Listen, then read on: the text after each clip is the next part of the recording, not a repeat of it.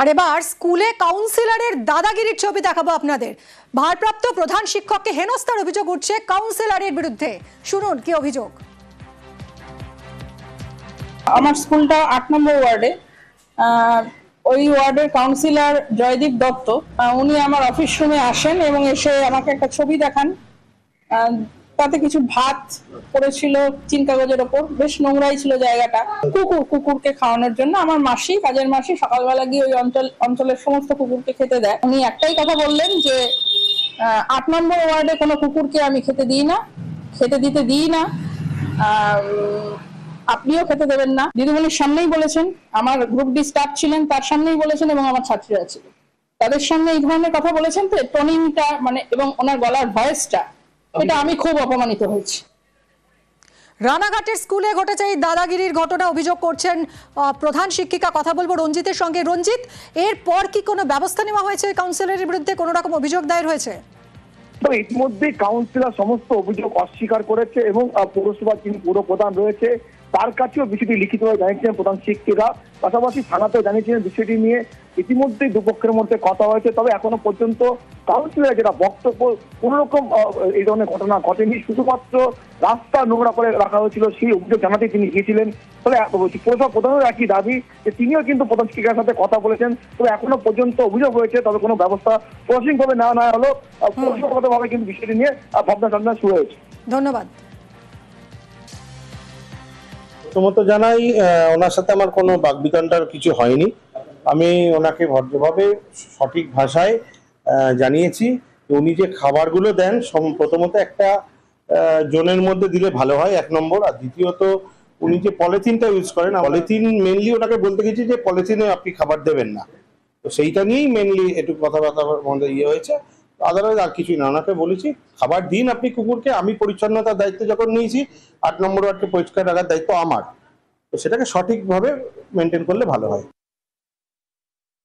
কাউন্সিলের কাছ থেকে প্লাস ওখানকার যারা স্থানীয় অধিবাসী বৃন্দ তারা একটা এসে আমাকে একটা ডেপুটেশন দিয়েছেন, মৌখিকভাবে দিয়েছেন, লিখিতভাবে বলতে পাঠাচ্ছেন। না কাউন্সিল প্রশ্নই নেই সেই ব্যাপারে। আমি যারা এসেছিল তারাও পাশে ছিল, তারা বলেছে কাউন্সিলর গিয়ে অনুরোধ করতে গিয়েছেন, পক্ষাতক্কি হয়েছে। তাকে নিগ্রহের কোনো ব্যাপার নেই এবং তাকে থ্রেটনিং এর কোনো ব্যাপার নেই।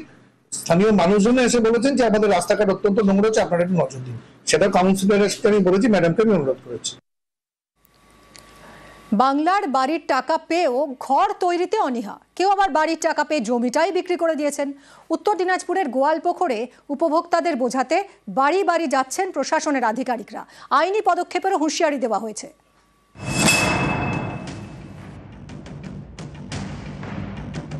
বাংলার বাড়ি তৈরির প্রথম কিস্তির টাকা দিয়েছে রাজ্য সরকার।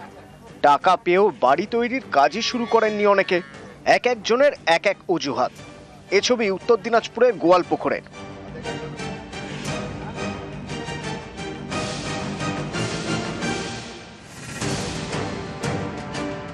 গোয়ালপুকুরের 2 নম্বর ব্লকে 11টি পঞ্চায়েত।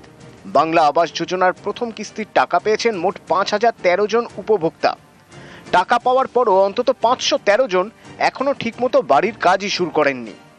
কেউ আবার টাকা পেয়ে জমি বিক্রি করে দিয়েছেন।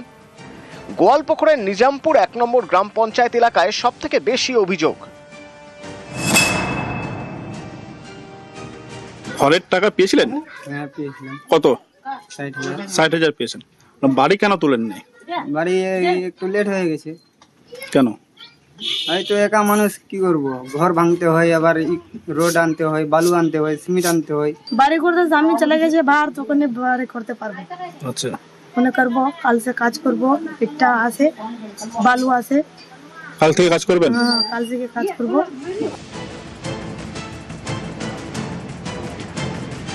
আর এতেই পঞ্চায়েত থেকে শুরু করে ব্লক প্রশাসনের আধিকারিকদের চোখ কপালে। বাড়ি বাড়ি গিয়ে উপভোক্তাদের সঙ্গে কথা বলছেন তারা। ধরানো হচ্ছে নোটিশ। ঘর তৈরি না করলে আইনি পদক্ষেপের হুঁশিয়ারিও দেওয়া হয়েছে। যেসব উপভোক্তা প্রথম কিস্তির টাকা পেয়েও বাড়ি তৈরি করেননি, তাদের দ্বিতীয় কিস্তির টাকা আটকে দেওয়া হয়েছে। ফার্স্টের কিস্তির টাকা ঢুকেছে, যদি তোমরা ঘর না করো তার পরের কিস্তি আমরা প্রধানের বা অঞ্চল থেকে বা ব্লক থেকে এরা আটকে রেখে দিয়েছি। তো এখন যদি বাড়ি না করে তাহলে কি ব্যবস্থা নেবেন আপনারা? আইনের মাধ্যমে ব্যবস্থা নিতে হবে। প্রধানমন্ত্রী আবাস যোজনার টাকা নিয়ে কেন্দ্র রাজ্য দীর্ঘদিনের টানাপোড়েন।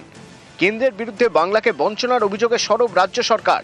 গরিবদের মাথার উপর ছাদ দিতে রাজ্যের টাকায় বাংলার বাড়ি প্রকল্প শুরু হয়, কিন্তু বাড়ি তৈরিতে উপভোক্তাদের একাংশের বেনিয়ম, এতেই কড়া প্রশাসন। গোয়ালপুকুর থেকে চঞ্চল মোদক, নিউজ 18 বাংলা। টাকিতে ইচ্ছামতি নদী দখল করে হোটেল, একটা নয় একাধিক। বেআইনি নির্মাণের অভিযোগে সরব হয়েছেন স্থানীয়রা, মানতে নারাজ হোটেল মালিক।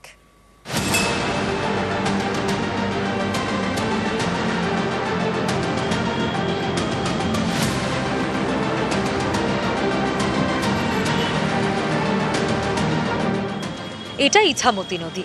এই দেখুন, নদী দখল করে তৈরি হয়েছে একের পর এক হোটেল।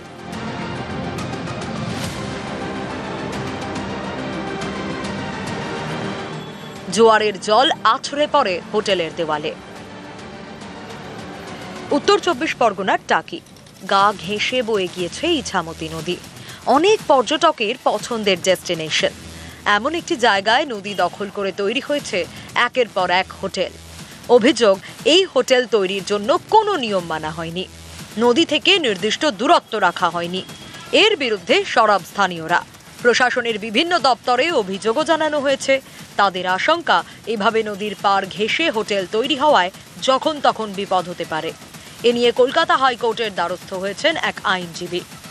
এইভাবে হোটেলগুলোকে খুব বিপজ্জনক অবস্থায় কনস্ট্রাকশন করে একটা পর্যটকদের টানবার যে একটা উদ্দেশ্য, কিন্তু প্রফেশনাল কারণের উদ্দেশ্যের জন্য কত পর্যটকের যে প্রাণহানির সম্ভাবনা হতে পারে, এটাকে সম্পূর্ণরূপে তুচ্ছ করে আজকে যে পরিস্থিতি তৈরি হয়েছে, এটা আমার মনে হয়েছে একটা মহামান্য আদালতের কাছে তুলে ধরাটা খুব দরকার। শুধু অবৈধ নয়, ওর পাশাপাশি আরও 2-3টে গেস্ট হাউস আছে, এ সবই নদীর ভেতরে এবং এগুলো আইনত নিষিদ্ধ হওয়া উচিত। কিন্তু পাশাপাশি নদীকে যেভাবে এরা আটকে ফেলেছে, তাতে আগামী দিনে যদি বড় বিপর্যয় ঘটে, তার জন্য দায়ী থাকবে এই গেস্ট হাউসগুলো। নোটিশটা হয়েছে, নোটিশটা আমার কাছে আসেনি।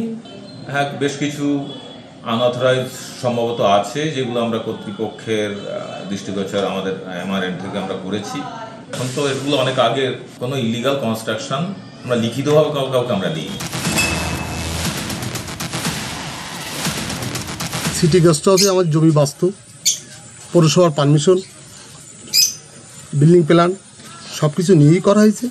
যেহেতু আমি রাজনীতি করি, এটা বিরোধীদের চক্রান্ত। যাদের কাছে চিঠি পাঠিয়েছে, আমার কাছে নোটিশ আমি পেয়েছি।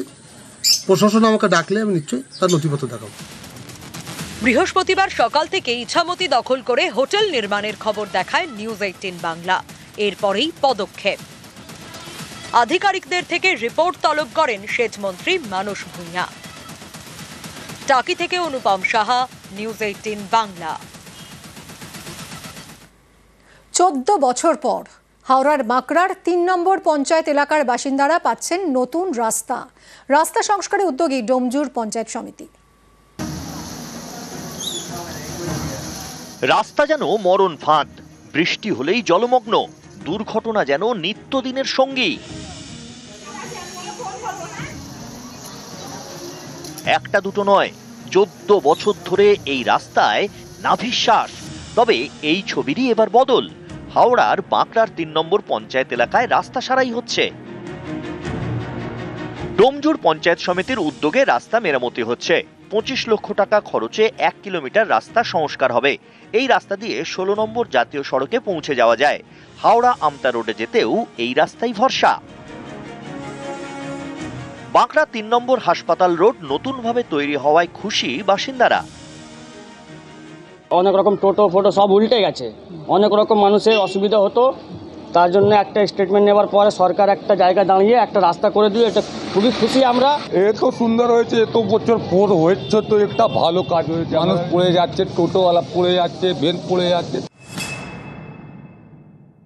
একটা ঢালাই রাস্তা হওয়ার পর প্রায় 8 থেকে 10 বছর সেটা লাগে ক্ষয়ক্ষতি হতে। 10 বছর হয়ে গেছে, আবার নতুন করে তৈরি করতে হবে। সামনে বর্ষা রয়েছে, মানুষের দাবি ছিল বর্ষার আগে যাতে রাস্তাটা হয়ে যায়, সেটা আমরা সম্পূর্ণ করতে পেরেছি ডোমজুর পঞ্চায়েত সমিতির মাধ্যমে। স্কুল কলেজ থেকে হাসপাতাল অথবা কর্মক্ষেত্র, গন্তব্যে বেরিয়ে রাস্তায় দেরি, কারণ রাস্তাটাই তো খারাপ। সেই সব দিন ভুলতে চলেছে হাওড়ার বাঁকড়ার ৩ নম্বর পঞ্চায়েত এলাকা। রাস্তা মেরামতিতে পথ চলা হচ্ছে সহজ। শুধু বাঁকড়া ৩ নয়, বাঁকড়া ১-২ সাধারণ মানুষের প্রয়োজনীয় রাস্তা ১৪ বছর পর তৈরি হলো। আর এতদিন প্রত্যেক দিন তাদেরকে দেখতে হতো দুর্ঘটনা, দুর্দশার ছবি। তা মুক্ত হলো পঞ্চায়েত সমিতির উদ্যোগেই। ক্যামেরায় রাজু ভুইয়ার সঙ্গে দেবাশিস চক্রবর্তী, নিউজ 18 বাংলা, হাওড়া।